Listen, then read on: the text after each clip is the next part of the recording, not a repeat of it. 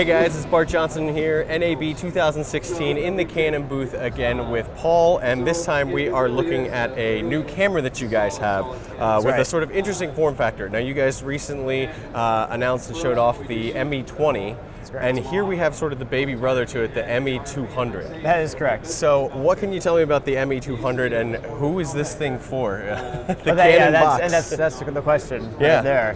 Who's it for? So much like the original, the ME20, the M in these cameras means multi-purpose. Okay. So originally the ME20 was kind of out there, like, let's do security, let's do surveillance, let's do wildlife. That camera was unique because it had the high ISO. It had a 4.5 million ISO. You could literally see in the dark. You can literally see in the dark. For military or security purposes, or even scientific purposes, it's fantastic for that. So that when that camera came out, over the course of time, we've been seeing people use it in much more creative ways, and really it comes down from the form factor of it, the cube, very, very small. The caveat being that you need an external recorder to record anything, and on this one it's the same way. Okay. But that doesn't take away from the fact about how small it is and how light it is. It's very, very light, under 3 pounds. Okay. So people have started rigging it up in very, very interesting ways and using it for more creative purposes, using it for features, for narrative, for all kinds of stuff. So really, what the ME200 is that we're announcing here at NAB is the exact same body, exact same outputs, just a different sensor. Okay. So the sensor inside is a super 35mm sensor. Okay. Top ISO of 204,000.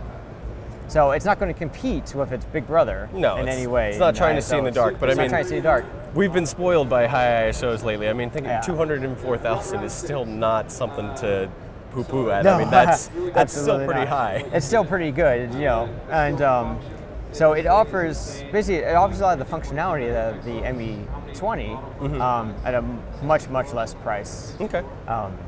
One thing that it does add that's really great is that you can have dual pixel autofocus on this one. Okay. So great for somebody who wants to say, I want to hard mount this somewhere, throw in a lens, and just have the autofocus going, and I can just leave it up there and track objects and subjects that come through the frame. Exactly. All right. Absolutely. And we've got it set up here, and you've got it set up with, is this a B4 lens mounted on there? That is a B4 lens mounted on there. So you've got it adapted onto there. Yep. Looks like you have controls. You can power certain lenses like this if you have servo lenses.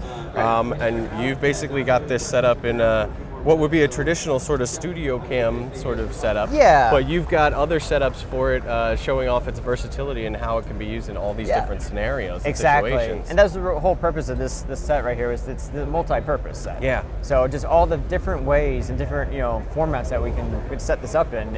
It's really, really infinite almost. Yeah. And that's what we're seeing. That's what we're seeing, where people are coming back to us with footage and different rigs that they've created and everything. It's great. It's that sort of modular design kind of thing. You can take this cube and basically do whatever you can imagine with it to make it fit your needs, whether it be something like this, or rigging up something to hide it somewhere, or rigging up something to put it on an RC car or up in the air, or whatever you could think of as a filmmaker to do. Exactly. So, what is the price point on this, and when is this going to be available? So this one is coming soon. No hard street date on it yet. Okay. Price point is about $5,000. Okay, not bad at all. Not bad. Yeah. And in terms of the sensor and the stuff there, is this a 4K sensor? Can you get 4K sent out? Again, it's 1080. Okay. The sensor in it is actually very, very similar to the C100 Mark II sensor. Okay. All right. Very cool. Great looking sensor, by the way. Yeah. So it has Canon log. Okay. Has all of the Canon log and very fast readout speed. So not a lot of rolling shutter at all. Very nice. Yeah. So very, very fast, very capable sensor with a good look to it, and you've got those professional log codecs and all that sort of stuff in there.